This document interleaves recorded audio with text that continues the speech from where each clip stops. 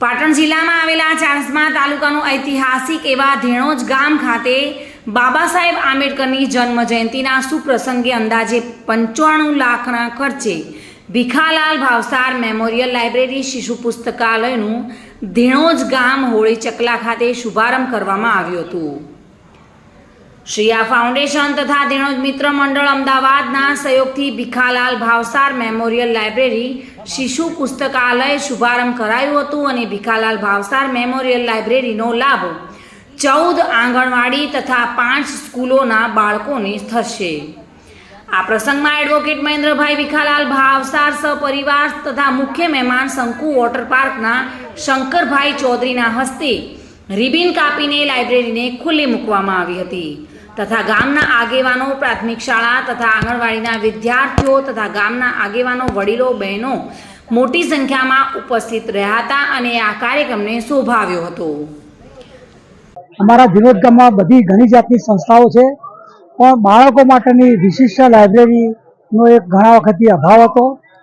અને બાળકોનું ઘડતર થાય, બચપણથી ઘડતર થાય તો એમને કોઈ વ્યસન ના લાગે અને એમની કારકિર્દી બહુ ઉચ્ચ કક્ષાએ જાય। હું પોતે પણ એનો એક દાખલો છું,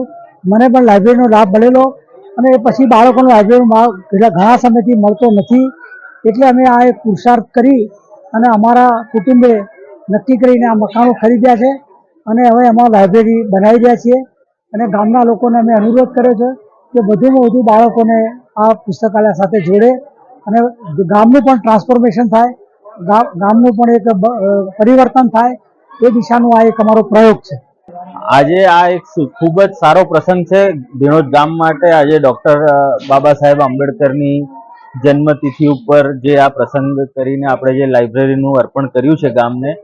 એનાથી ગામની અંદર જે નાના બાળકો છે, જે લોકોને અત્યારે સમય છે કે જ્યારે એ લોકો વળી શકે છે અને જ્યારે એ લોકો ચોપડીઓ વાંચીને એનો ફાયદો ઉઠાવી શકે છે, એના માટે જે ઓપોર્ચ્યુનિટી જે આજ સુધી ગામના બાળકો પાસે નથી કે આવી લાઇબ્રેરી નથી, આવી ચોપડીઓ નથી, તો જે બાળકોને એ ઓપોર્ચ્યુનિટી જ ના હોય ત્યારે એની શક્યતા પછી આગળ બાળકને કોઈ રહેતી જ નથી। એટલે હવે આ એક ઓપોર્ચ્યુનિટી ઊભી થઈ છે તો બાળકો એનો ખૂબ ખૂબ લાભ ઉઠાવી શકે અને એનાથી બાળકો પ્રેરિત થઈને આગળ આવે એવી અમારી ખૂબ ખૂબ શુભેચ્છાઓ છે। મહેસાણામાં એક શંકુ વોટર પાર્ક છે, એ મેં ડેવલપ કરેલો છે અને આ ગામનો વતની છું અને ખાસ આ શિક્ષણ ખાતામાં શિક્ષણ ક્ષેત્રે તો ધેણોજ ગામ છે એ વર્ષો જૂનું અગ્રસ્થાને હતું અને અમારી ધેણોજમાં જૂની